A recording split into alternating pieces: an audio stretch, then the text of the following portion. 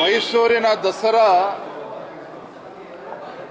ಅದರದೇ ಆದಂಥ ಒಂದು ವೈಶಿಷ್ಟ್ಯತೆ ಇದೆ, ಒಂದು ಪರಂಪರೆ ಇದೆ.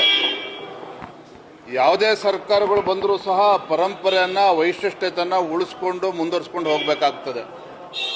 ಈಗಾಗಲೇ ಸಂಸದರು ಆಗಿರುವಂತಹ ಯದುವೀರ್ ಒಡೆಯರ್ ಅವರು ಕೂಡ ಇದ್ರ ಬಗ್ಗೆ ವಿಚಾರವನ್ನು ಪ್ರಸ್ತಾಪ ಮಾಡಿದ್ದಾರೆ. ನಾನು ಗೌರವಾನ್ವಿತ ಮುಖ್ಯಮಂತ್ರಿಗಳಲ್ಲಿ ನಾನು ವಿನಂತಿ ಮಾಡುವಂಥದ್ದು, ನೋಡಿ, ಕಂಬಳ ಅದರದ್ದೇ ಆದಂಥ ವೈಶಿಷ್ಟ್ಯತೆ ಇದೆ. ನೀವು ಮೈಸೂರು ದಸರಾ ಅಂತ ತೆಗೆದುಕೊಂಡೋಗಿ ಗುಲ್ಬರ್ಗದಲ್ಲಿ ಮಾಡ್ತೀವಿ ಅಂತ ಹೇಳೋದಕ್ಕಾಗೋದಿಲ್ಲ. ವಿಶೇಷವಾಗಿ ಭಾರತೀಯ ಜನತಾ ಪಾರ್ಟಿ ಸರ್ಕಾರ ಇದ್ದಾಗ ಯಡಿಯೂರಪ್ಪವ್ರ ಮುಖ್ಯಮಂತ್ರಿಗಳಾಗಿದ್ದಾಗ ಕಂಬಳಕ್ಕೂ ಕೂಡ ಅನುದಾನವನ್ನು ಕೊಟ್ಟಿದ್ದರು.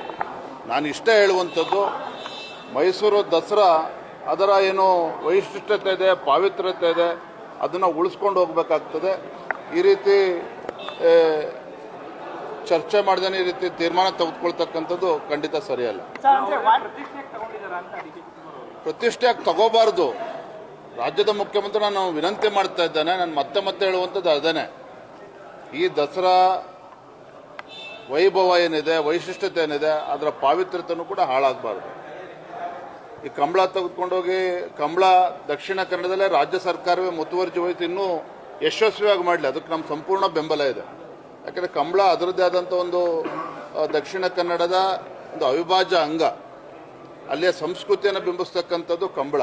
ಹಾಗಾಗಿ ಅದು ಇನ್ನೂ ಕೂಡ ಅದ್ದೂರಿಯಾಗಿ ಮಾಡಲಿ, ಇನ್ನೂ ಚೆನ್ನಾಗಿ ಮಾಡಲಿ, ಅದ್ರ ಬಗ್ಗೆ ನಮ್ಮದೇನೂ ಅಭ್ಯಂತರ ಇಲ್ಲ. ಆದರೆ ಮೈಸೂರು ದಸರಾ ಹೇಗೆ ಹಿಂದಿನಿಂದ ಕೂಡ ನಡ್ಕೊಂಡು ಬಂದಿದೆ, ಅದನ್ನು ಹಾಗೆ ಮುಂದುವರಿಸಬೇಕು.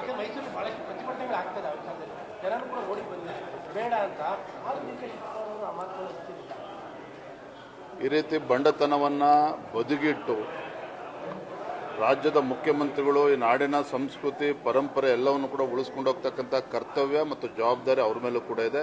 ಅದನ್ನು ಮಾಡಲೇಬೇಕಾಗ್ತದೆ. ಅದನ್ನು ನಾವು ಎಲ್ಲರೂ ಕೂಡ ಒತ್ತಾಯ ಮಾಡ್ತೇವೆ. ಗೊತ್ತದೆ.